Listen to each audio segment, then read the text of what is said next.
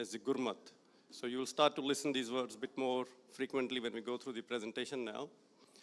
But before we go there, who are we? We are a group of volunteers at Sikhi Council and Sikh Teachings who are constantly working to improve ourselves. As our religion says, we are Sikh. The Sikh means learner. So we are here to learn, and we're constantly learning how to live an ideal life where I can be in balance within myself and with the outer world. And as we learn few things, we keep teaching or sharing those learnings with the next generation through these platforms. We come from Australia, myself Harpreet Singh, Dilmohan Singh from Canberra, Abhijit Singh from Canada. We got Avneep Singh from India who actually sung this beautiful Shabad just now. And our roots are actually from the place called Punjab, which actually means the Panj means 5 and the Ab means water. So it's one of those rare places on this planet which actually has its name from the elements itself. But this place was actually distinguished by the fact that it had an other river going in there. That was a river of wisdom, the wisdom that we just sang. So this wisdom enabled us to do a variety of things, or it had lots of philosophies in there, and that's what we will discuss today.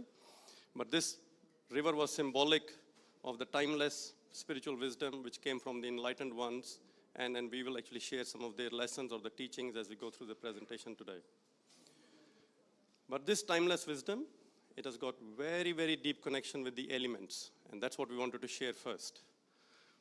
And one of the teachings from our first Guru, Guru Nanak, teaches us that foremost, the water itself is life, that enables every form of life on this planet.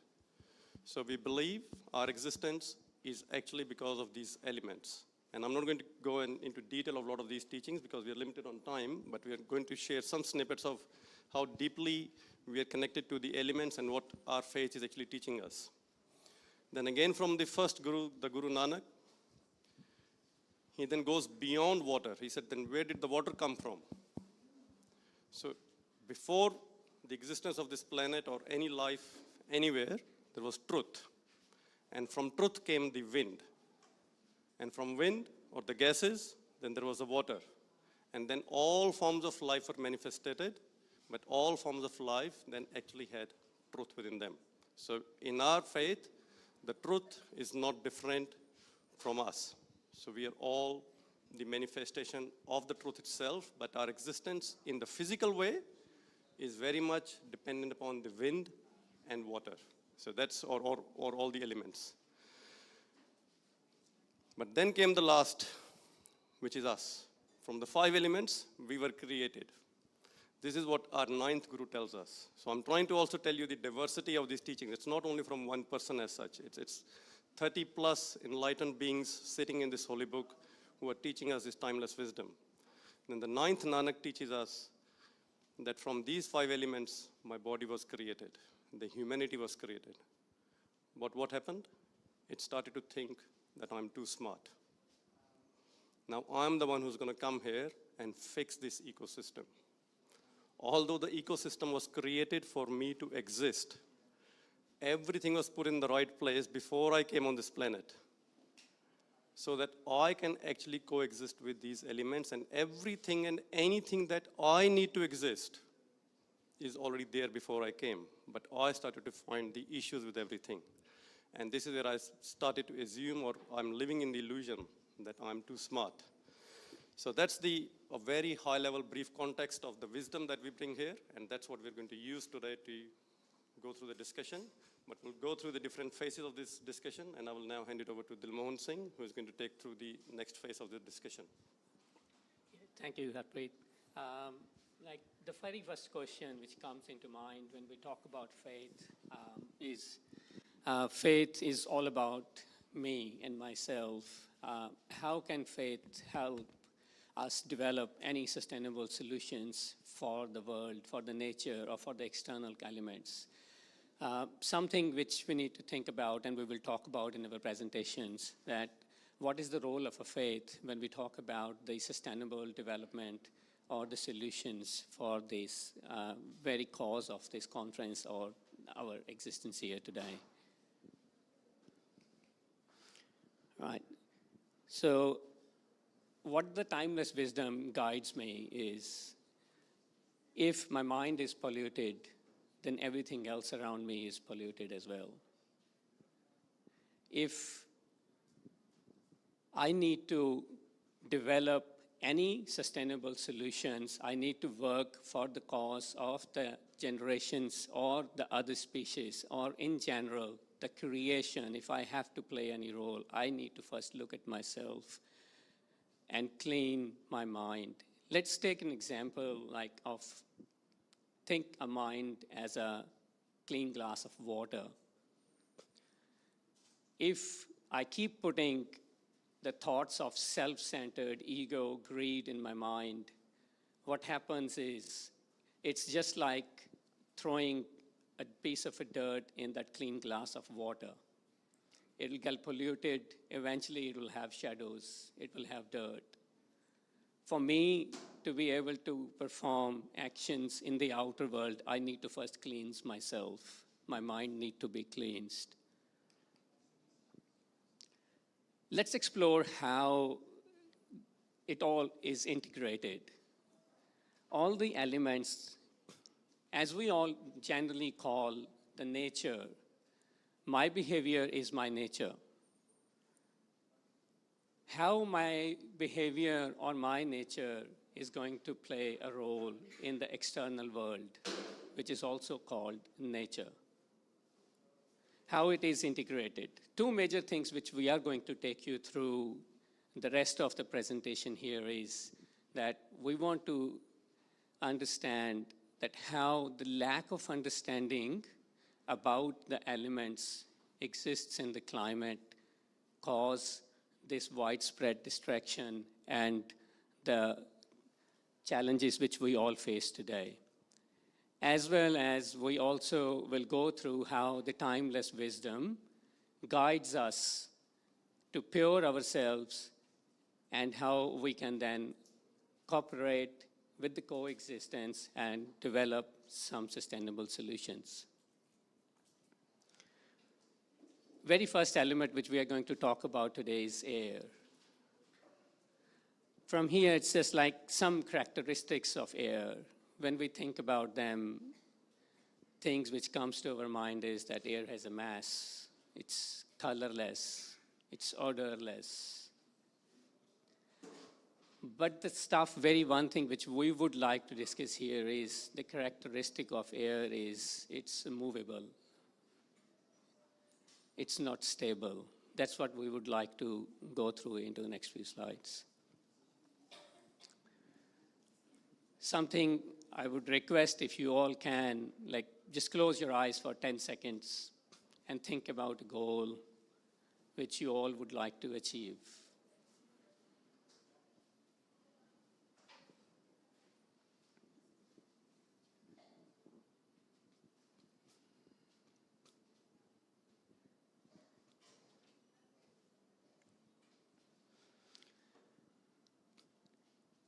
Thank you.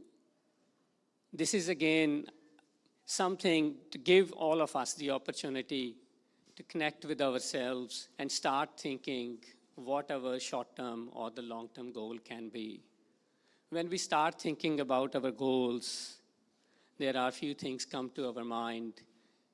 Majority of us, including me, when somebody asks me about my goals, I start to think about the tangible things which I can achieve, I can touch. Those are things, they matter the most to me. I want to achieve something in the near future. I want to get a better job. I have a goal to buy a new car. I have a goal that my son would go and play for great nation. Something along tangible things which I can touch. And I'm sure like all of you had the opportunity to think about things which you would like to achieve. And majority of the thought which comes to the mind is this. But when we talk and go closer to the timeless wisdom, it tells us, it guides us. Have we ever thought about a goal of self-improvement? How many of us had the opportunity in last 10 seconds to think about a goal that I want to improve myself? we all have a room to grow. That's brilliant, really great. Thank you. So that's something which, when we talk about faith, when we talk about the timeless wisdom, the spirituality, then it straightway relates, then, okay, I have a role to play and I have a room to improve. So the more I talk about it, the gratitude, the fulfillment, the contentment I have, it helps me grow as a better human being. So from the spiritual wisdom or the timeless wisdom here, it reflects my lifestyle. It's like a drifting thought, which is just roaming around. It's distracting me from my core, my inner self. That deeper thought, that the connection which I have, distracted thought takes me into the materialistic world, and that's where I start to develop my own life, my own world. That is self-centric, that is driven by greed, that is my personal growth. As long as I am focusing, the more seeking the guidance from the spiritual wisdom or the faith, it helps me go inwards. The more I try to grow inwards, the better chance I have to improve myself, to develop or understand the shortcomings or the weaknesses I have in my behavior, or as we call it, nature. How can I understand and identify those weaknesses, and how can I improve on them? How can I develop the sense of gratitude of everything what I possess today in this world?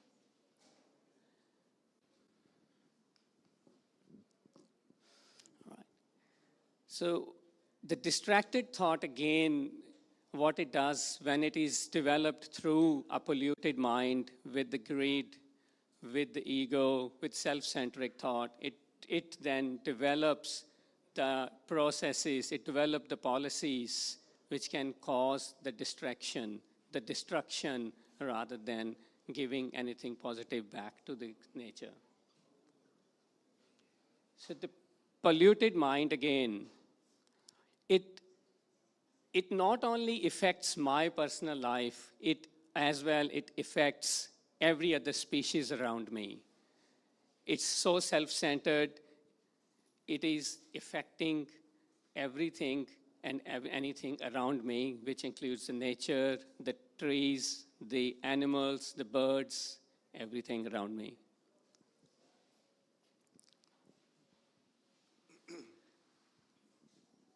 When we go closer again to the timeless wisdom, when we go closer, we develop that positive attitude.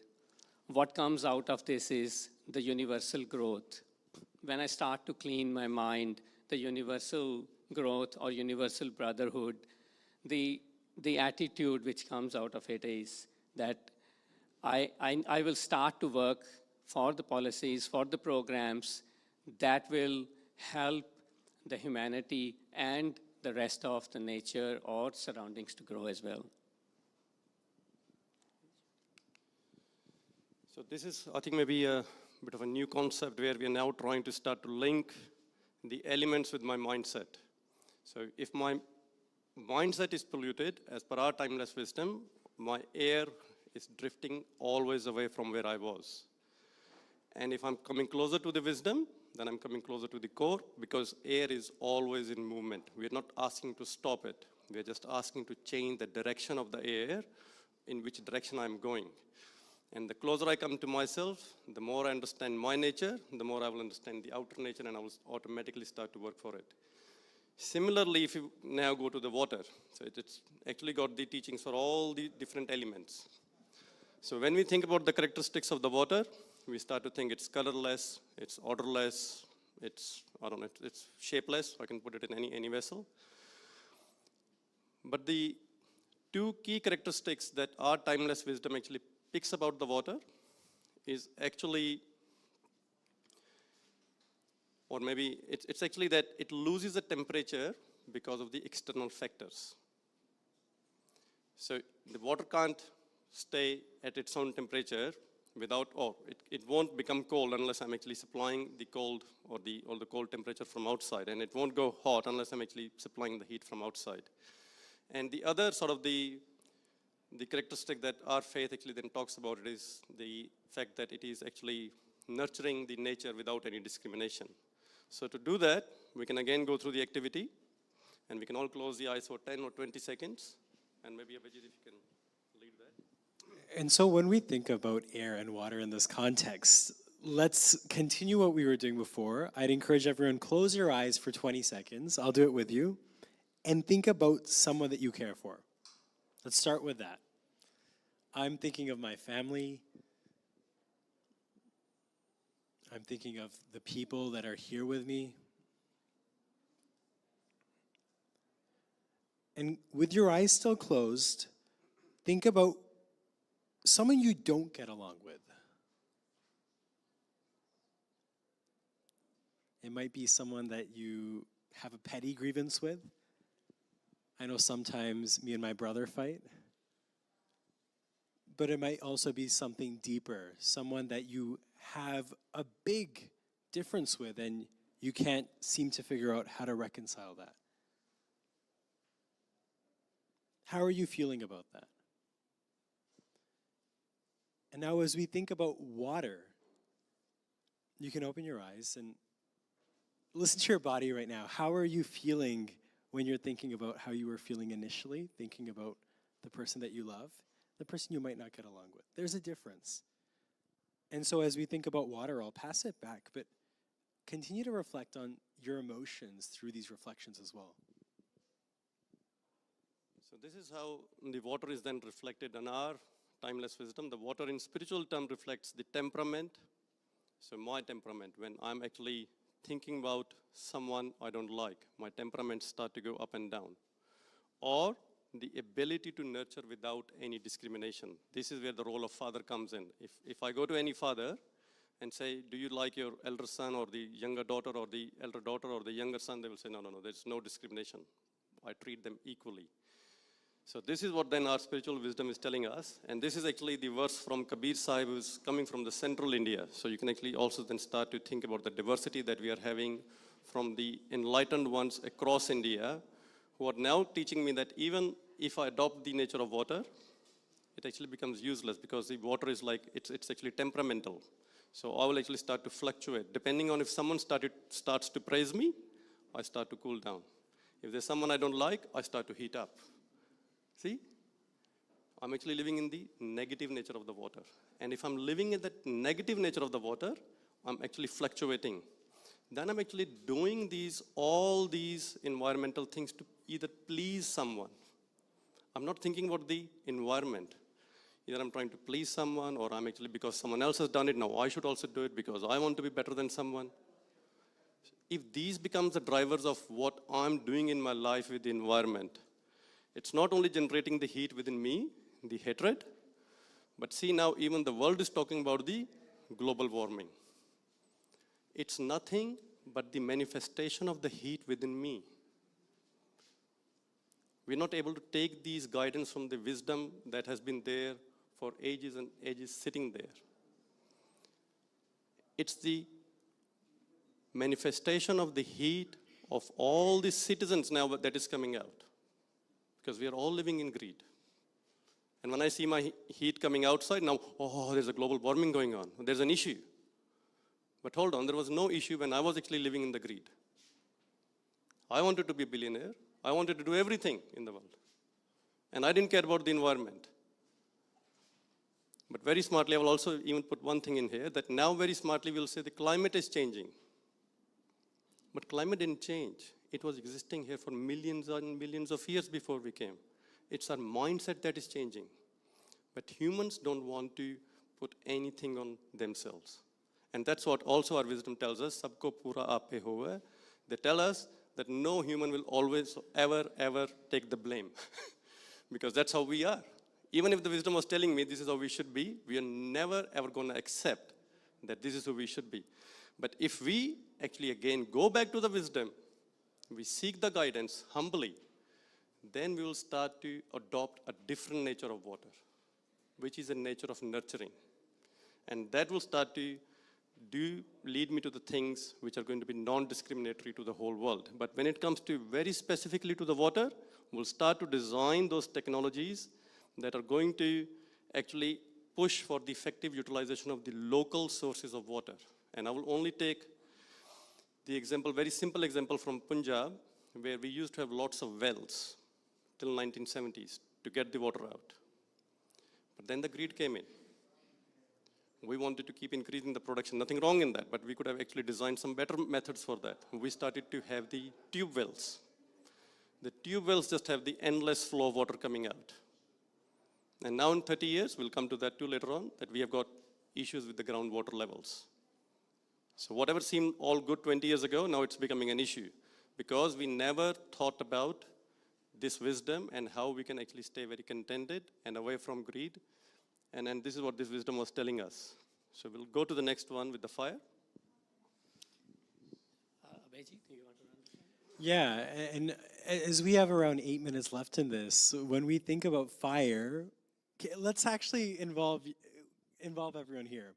What are the characteristics of fire? Anyone can yell it out. Fire, hot, light, consumes. One more. Okay, sorry. Bright. Bright burns light. And we think about what fire is made of. It's oxygen, heat, fuel. It's a fire triangle. And putting all that together, thinking about our emotions and how we are centered again. We're talking about air, water, and fire. Very different feelings are invoked when we think about this. And so Sikh wisdom, Gurmat, also has something to say about the ways that we think about fire. I think it would be good if you can ask, like, if you think about fire, what will you think in a metaphysical way? What emotions will you think about when you think about fire? Sorry? Great. Passion. Anger. Yep, yep, correct. See, this is where we were going. So, great example here, like if we close our eyes and think that, okay, we all have now the power that, okay, we can fulfill all our desires. Do we think that we will have an end to the desires ever? Now we have the power to say, all right, I can get all my desires fulfilled.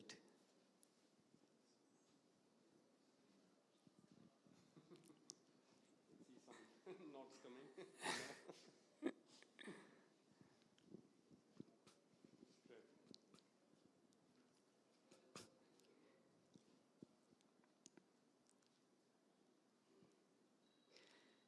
Thank you. Again, this is something for all of us to think that the desires, the endless desires which we have, that acts like a fire. Fire is a symbol in the spiritual term as a passion, as we all discussed, you guys mentioned a lot of characteristics. The self-centered, again, the passion if I have, what it does, it gives rise to the endless desires. When I have endless desire, it not only disturbs my personal life, it disturbs my surroundings, my family, my society. Again, the polluted mind where endless desires, take it as an example from a fire pit. We talk the fire pit and the logs. Take it as a log, as a desire we keep putting into the fire. Every single time I want to buy a car, I put one log into the fire pit. It's nice and cozy, looks brighter, heats up the environment. Next time I want to get a new job, another logs goes in. I keep burning those logs. At one stage, the room will start to be uncomfortable. This fire will keep growing. It's going to start burning the environment around me. But my desires, those logs will never end. They will keep coming. They will keep coming, and I will keep putting those fires in there. That fire pit, which I had at the beginning to bring the coziness into the environment, to give me the comfort, had become a challenge. Now it's uncontrollable. When the fire gets into this mode, then obviously it gets destructive. It destroys me and everything around me.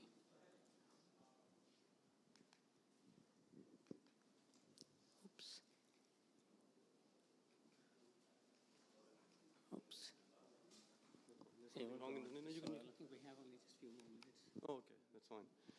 So I think just be cautious of the time. So I think the soil, even Sadhguru touched a lot about the soil in the morning. And then the key sort of the thing about the soil is that I can keep thinking the soil belongs to me. That's what my default behavior is, that I believe I'm the owner of the soil. I keep buying the land, I keep exploiting the land. That's one way to look at the soil, or from the wisdom point of view. The other way to look at it is the I belong to soil, eventually. I am soil, and that's what Sadhguru actually touched a lot in the morning, that I am actually the soil, and eventually I will actually belong to the soil in the end.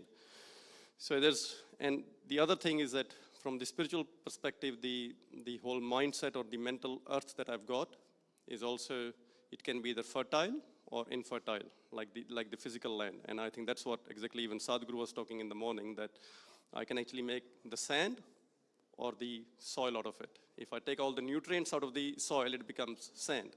If I take all the wisdom out of my mind, it actually becomes useless. So the option is up to me, which way I want to go. So, and if I do have the nutrients of the wisdom, then I will start to believe the land doesn't belong to me. So if I'm living into this whole mode of that, yes, I need to keep increasing my footprint, I need to keep increasing the footprint of the land I own, and I need to do more and more with the land, what will I end up doing? I will exploit Mother Earth as I deem myself as the owner, and there will be greater infertility, not only in my mental world, but also in the external, and that's what I think Sadhguru was touching very heavily today.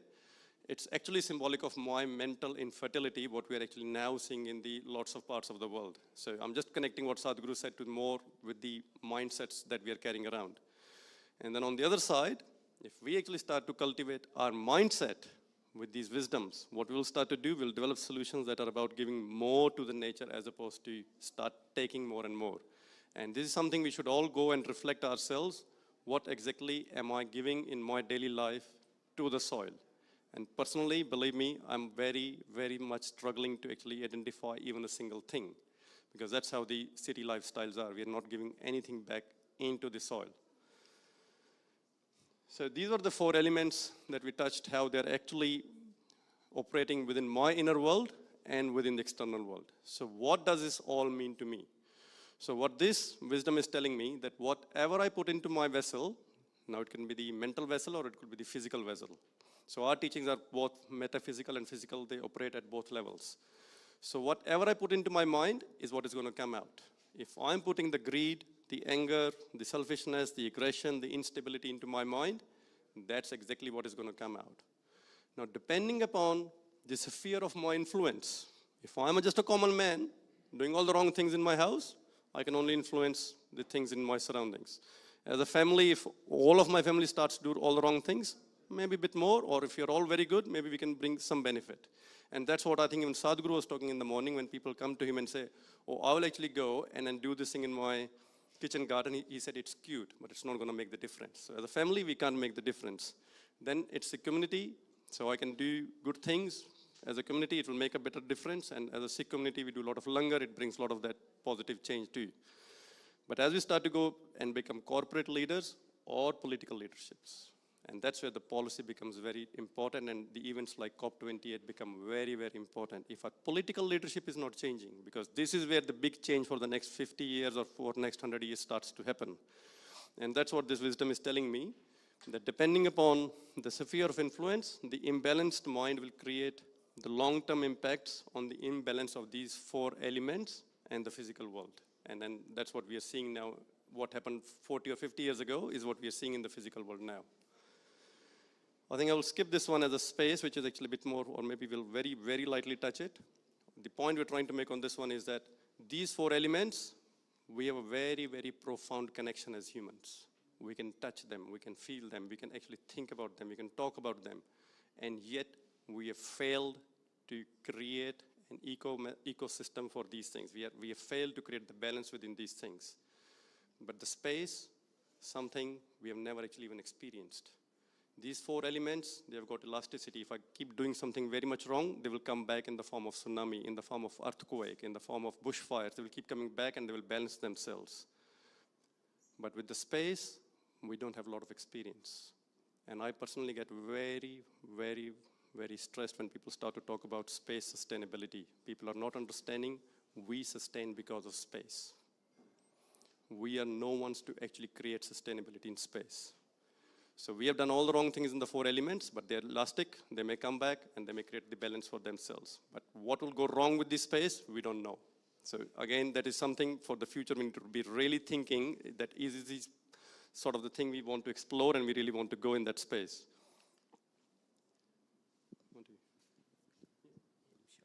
And as I reflect on everything that we've discussed today, I think the idea that we have these 4 physical elements that we can touch, we can feel, they are emblematic of the spiritual side, how we think about these things.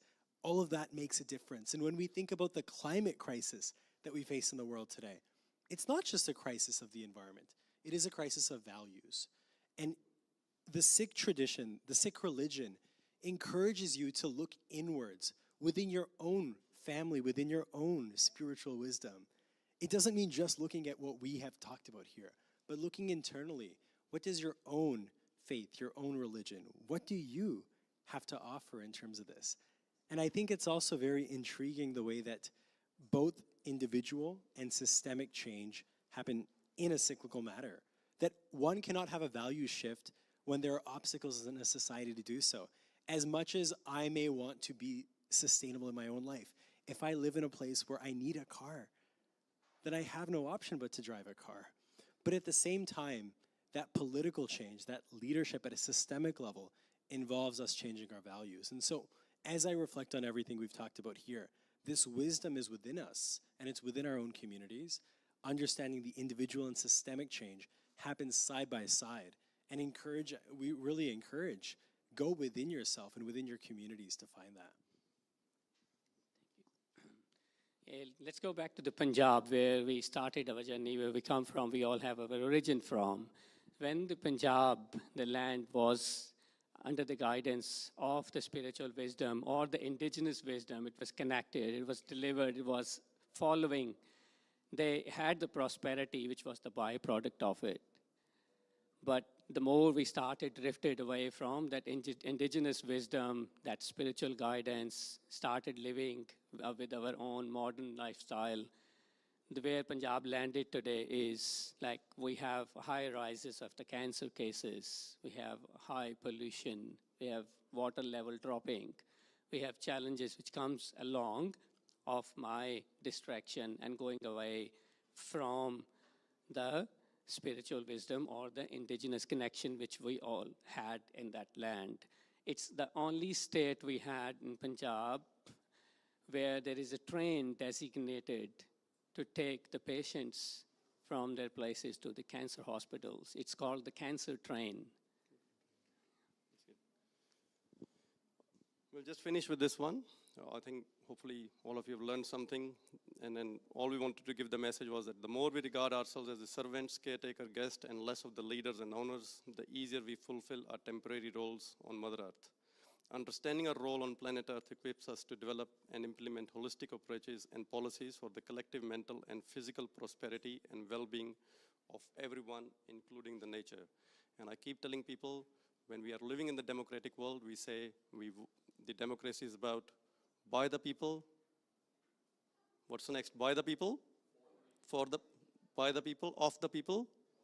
And I keep saying the third one, we need to correct. It's not for the people, it has to be for all forms of life, including land and elements. Because we haven't actually put that into the remit of the governments, it makes it very hard to go back to the governments and say, why didn't you care about the environment? Because they were, to start with, never accountable and responsible beyond people. We need to start to bring that change. With that, thank you. If you have any questions, we welcome those questions. Thank you.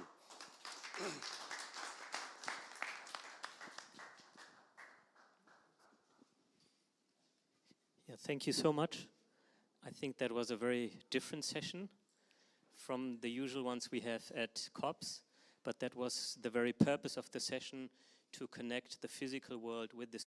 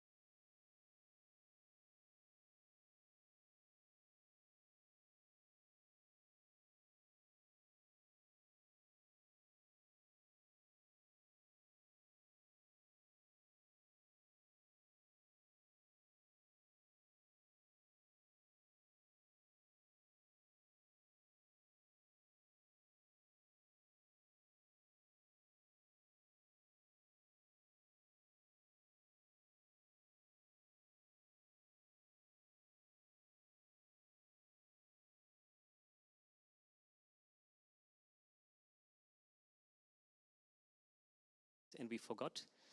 We are humans and we tend to forget and make mistakes, so I'm sorry. The idea is that you again scan this barcode, and there's a very, very short survey. It will not take you more than 48 seconds, because I did it. It takes 48 seconds if you have my speed, and we request you to give feedback, because we can only improve and learn if we get your honest feedback. Now we'll have a break, and we will continue at 4 p.m. Thank you so much.